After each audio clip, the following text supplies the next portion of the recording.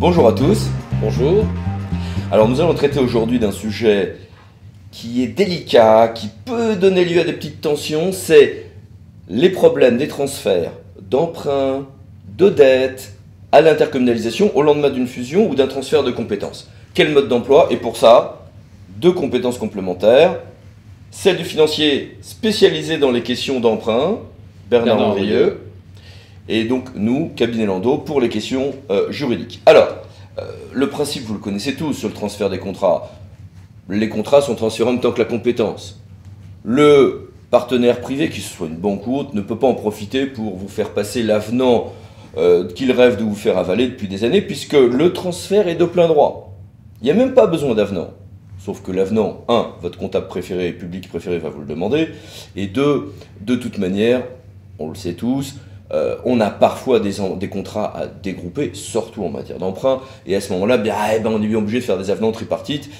Mais le fait que ça soit de plein droit et qu'il n'y ait pas de possibilité de modifier à cette occasion l'équilibre du contrat, sauf dans les règles habituelles des avenants, est quand même un atout pour les collectivités publiques. Bien, ça semble simple.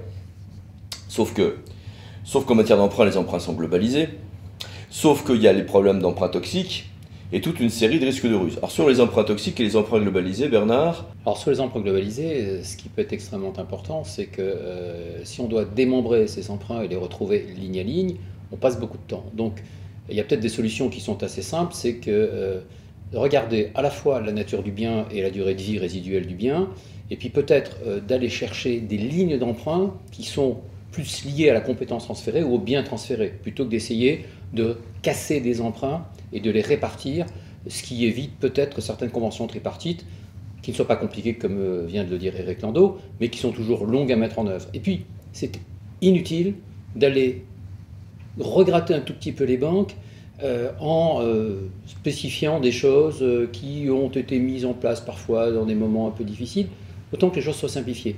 On transfère un risque d'une collectivité locale sur une autre collectivité locale, on est sur des volumes qui sont associés, et tout va bien, et tout va mieux. Précisons que sur les transferts des emprunts toxiques, c'est un traitement au cas par cas qu'il faut faire. Il faut absolument à ce moment-là voir votre consultant financier spécialisé et regarder la gestion. Et surtout, ne pas aller trop vite vers les attitudes purement contentieuses. Il faut avoir tous les outils de discussion entre vos mains. Première chose. Alors sur les emprunts toxiques, peut-être une petite explication. La question des emprunts toxiques est censée être derrière nous, puisque la plupart des emprunts dits très toxiques, c'est-à-dire ceux qui avaient dans la nomenclature registraire étaient au-dessus de 3E ou à 3E, ont dû être traités par l'intermédiaire du fonds de soutien. Donc ce qui est important, si on se retrouve avec ce type de transfert, c'est qu'effectivement se rapprocher du service à compétence nationale qui gère le fonds de soutien, de manière à ce qu'il y ait un transfert de la notification d'une collectivité locale à une autre, et que la nouvelle collectivité locale bénéficie bien de l'aide qui était initialement prévue. Et dans ce cas-là, contrairement à ce que je disais tout à l'heure, on risque d'avoir des emprunts qui vont être cassés, faire l'objet d'avenants, parce qu'effectivement, on ne pourra pas associer des lignes complètes. C'est plus compliqué. Et puis à ce moment-là, encore une fois, consultez bien votre consultant financier spécialisé dans les questions bancaires, parce qu'il y a toute une série de petits défis à relever et de petits problèmes de choses trappes dans lesquelles il ne faut pas tomber. Il y a aussi des risques de ruse. Parfois, on voit des emprunts toxiques renégociés et mal renégociés uniquement pour ceux qui vont correspondre à des emprunts intercommunalisés. Pensez que la réponse de l'interco peut être dans ces cas-là, si vous êtes à fiscalité professionnelle unique, de jouer sur l'attribution de compensation, sur mesure ou pas sur mesure, pour rebasculer vers la commune le poids financier d'un risque qu'elle est en train de vous transférer. Autre risque de ruse, parfois on voit des emprunts globalisés renégociés peu de temps avant l'intercommunalisation et ces ballots, les taux les plus progressifs ou les taux qui sont devenus variables avec un certain nombre de risques correspondent comme par hasard, sont fléchés vers les équipements qui vont être intercommunalisés. Là aussi, si vous n'êtes pas en fiscalité additionnelle mais bien en fiscalité professionnelle unique, la réponse ça va être « Ok, je récupère ton emprunt ». Mais au niveau par exemple du coût annuel moyen dans le calcul de la fiscalité professionnelle unique, donc de l'attribution de compensation, la commune va avoir le retour de boomerang qui est mérité.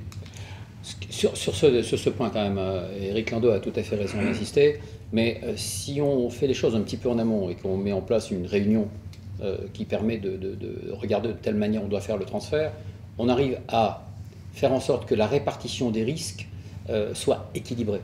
Hein, et donc de ne pas transférer tout ce qui est mauvais à l'interco et de garder tout ce qui est bon. Mais ça contribue, tout ceci, tout ce qu'on vient d'évoquer en fait, contribue à ce qu'il y ait toute une série de défis managériales et financières dans la gestion de cette addition des dettes. Bernard. Tout à fait. Alors, l'addition des dettes, c'est pas simplement une addition arithmétique, parce qu'à ce moment-là, on se retrouve avec des choux et des carottes. Et ce qui est intéressant quand on se trouve dans une reprise de compétences, une création d'une structure intercommunale. Entendons dire que l'interco, c'est la recette du pot-au-feu. Oui, c'est excellent, tout dépend de la saison. D'accord. Donc il faut juste y mettre les bons ingrédients. Donc ce qui est intéressant, c'est d'appréhender cette reprise de dette selon deux aspects.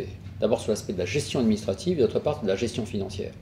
Lorsqu'on reprend des dettes, on fait une addition de dettes, on se retrouve peut-être parfois avec un encours extrêmement important. Et une des difficultés de la gestion, c'est la gestion administrative. Plus il y a de lignes d'emprunt, plus c'est compliqué à gérer. Donc une des idées, c'est effectivement d'additionner tout ça et de regarder comment on peut faire ce qu'on appelle un compactage, c'est-à-dire diminuer le nombre d'emprunts par banque. Puis la deuxième chose, lorsqu'on se retrouve comme ça avec des additions de dettes provenant d'horizons divers ayant financé des sujets divers, on va se retrouver avec une dette qui n'est peut-être plus tout à fait conforme à la capacité, aux objectifs et aux moyens de la nouvelle structure intercommunale. Donc ça peut être aussi intéressant de retravailler la dette, de la réaménager ou de la restructurer, au bon sens du terme, de sorte effectivement à ce qu'on ait des échéances d'emprunt qui soient compatibles avec les capacités de la nouvelle structure intercommunale. Et là, on se retrouve avec une négociation financière qui vient accompagner le compactage. Et c'est aussi un moyen de reprendre contact avec les banques et de leur expliquer ce qu'est l'intercommunalité, comment ça va fonctionner. Et puis c'est aussi un moyen d'associer à cette réflexion les emprunts nouveaux, mais là, ça suppose d'avoir une programmation pluriannuelle des investissements et encore mieux une prospective financière. C'est passionnant, c'est un défi important à relever. Quelles seraient les listes de tâches que tu suggérerais d'effectuer à cette occasion ? La liste de tâches, c'est assez simple. C'est la première chose à faire, c'est de voir quel est l'ensemble des contrats que l'on doit reprendre et de les numéroter, de voir quel est le nombre auquel on aboutit. Et donc de les consolider, comme tu disais tout à l'heure, ensuite, dans la négociation avec les banques. Et alors ensuite, de les saisir sur une seule et même base de données, de sorte que l'on ait effectivement une analyse financière qui puisse découler. Et une fois qu'on a cette analyse financière, il faut se rapprocher des services financiers de la collectivité locale concernée, la nouvelle collectivité locale, et voir quels sont ses objectifs et ses moyens. Ces objectifs en termes de gestion administrative de la dette, de taille du service de la dette, qu'est-ce qu'ils veulent en faire, et puis de voir quels sont ses objectifs et ses contraintes financières. Et à partir de ce moment-là, d'écrire des cahiers des charges que l'on va adresser aux banques concernées, les banques existantes, voire des nouvelles, de manière effectivement à rendre cette nouvelle dette intercommunale compatible avec les objectifs et les moyens financiers de la nouvelle structure intercommunale. Travail lourd, conséquent, qui suppose une première chose, c'est du temps, et aussi d'avoir des gens qui connaissent extrêmement bien le secteur bancaire et la manière dont il faut aborder les banques. C'est un sujet qui est souvent maltraité. On a eu l'occasion déjà de travailler ensemble sur ces sujets-là. Travailler en amont et savoir ce qui est bon pour la collectivité locale et en faire un argument de négociation avec les banques est extrêmement important. Si on sait ce qui est bon pour soi, il ne faut pas le laisser dire aux banques. Il faut que les banques répondent à un cahier des charges et à un besoin. Mais il ne faut pas faire l'inverse. Le tout dans un cadre juridique qui n'est pas si simple. Parce qu'effectivement, on vient de parler de transfert des contrats et des emprunts et des dettes. Et oui, mais enfin, l'argent, ça peut être aussi parfois un solde positif, ça peut être une trésorerie. Ou ce peuvent être des dettes, mais que l'on estime transférables ou pas. Alors, le droit tel qu'il est ressorti de la loi Chevènement de juillet 1999 avait l'air d'être simple, je transfère les biens. Pour un juriste, de la trésorerie positive, c'est un bien. Ce n'est pas un bien immobilier, mais c'est un bien. Et une dette, c'est une obligation. Donc chaque fois que je transfère les dettes et les obligations, allez hop, là je transfère les soldes positifs, négatifs, et si je suis en FPU, j'ai un outil de neutralisation. Fort bien. Et le Conseil d'État, après alors toute une série d'errements de jurisprudence, a fini par nous dire en 2012 dans un arrêt CASA, ce comité d'agglomération de Sophia Antipolis, du 21 novembre 2012, qu'on transfère la trésorerie, point barre, en l'occurrence quand on se retire d'un syndicat. La formulation du Conseil d'État n'était pas aussi simple malheureusement qu'un transfert de trésorerie, mais simplifions et reprenons ce qui a été affiné ensuite par la jurisprudence, notamment par la Cour administrative d'appel de Marseille, dans la même affaire. je transfère la trésorerie, notamment les sommes un peu fléchées. Bien. Sauf que, le 25 mars 2016, on a eu un arrêt qui s'appelle la mode Ternon, également du Conseil d'État, et cet arrêt est un peu spécial. C'est un transfert d'abord d'un service public industriel et commercial, comme l'eau, l'assainissement, etc. Très bien. Et en l'occurrence, j'avais un déficit de gestion, ce qui est légal dans certains cas, pour là aussi ne pas entrer dans un sujet complexe. Et le Conseil d'État nous dit « Oh ben non, c'est pas automatique de transférer ». S'agissant du solde d'un SPIC, en plus, on s'attend encore plus à ce que ça soit transféré, hein, clairement. Bon. Je pense, à titre personnel, que le Conseil d'État a dû être sensible au fait que la commune essayait de refourguer son déficit à la communauté et de dire qu'elle avait le droit, en quelque sorte, via l'attribution de compensation, au remboursement de ce qu'elle payait de son budget M14 vers le budget M49. En clair, la commune était gonflée. Sauf que, au lieu de rédiger son arrêt d'une manière extrêmement limitée, en disant « Bon, la commune qui a un service déficitaire, que ce soit légal ou illégal à la base, ne va pas profiter des règles financières pour pérenniser une sorte de retour sur ce qui était son financement du service aux frais du contribuable autrefois. » Pas de chance, la formulation du Conseil d'État, par souhait conscient du Conseil d'État ou par envie de formuler les choses de manière un peu radicale, semble être plus large et pourrait être considérée comme conduisant à ce que quand je me retire d'un syndicat à Recasa, je récupère ma quote-part de trésorerie, mais quand j'adhère, je ne transfère pas forcément la trésorerie. Combiné, je ne vais pas rentrer dans les détails, avec un arrêt Bandol du Conseil d'État de 99, on peut aboutir aujourd'hui à un grand nombre de gens qui essaient de siphonner leur trésorerie avant d'intercommunaliser une compétence, notamment l'eau et l'assainissement, et ce, en s'appuyant sur cet arrêt, en lui faisant dire peut-être parfois d'ailleurs plus que ce qu'il veut dire lui-même. Conclusion, je me retire de quelque part, je transfère ma quote-part de trésorerie. Nous fusionnons, nous transférons les trésoreries des établissements fusionnés bien sûr. Je transfère une compétence, j'ai un petit débat juridique qui peut conduire à des pratiques dont l'équité peut être discutée, et la solidité juridique aussi. Là aussi, la réponse est de dire, tu me transfères ton attribution, tu me transfères par exemple un service déficitaire, très bien, tu le finançais par ton budget M14, très bien, et ben, dans ces cas-là, j'ai un retour du boomerang via le calcul de l'attribution de compensation.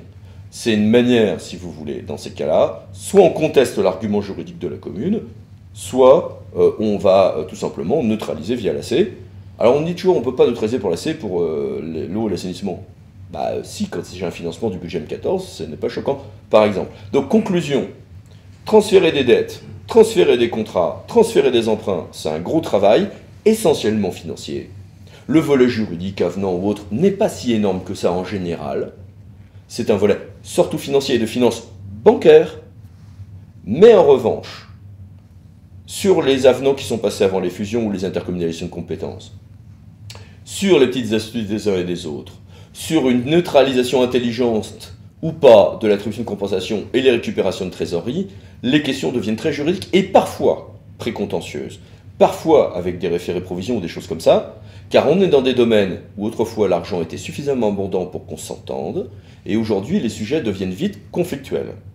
Le but, souvent, est de désamorcer les choses juridiquement, suffisamment en amont, pour que communes et communautés comprennent qu'il est de leur intérêt de gérer les choses de manière carrée, j'allais dire clean, équitable, c'est beau, pour éviter justement qu'on glisse vers des contentieux de mauvais aloi et qui sont en général augure de mauvais lendemains dans la vie intercommunale, mais qui sont de plus en plus des pentes glissantes vers lesquelles les gens se laissent tomber.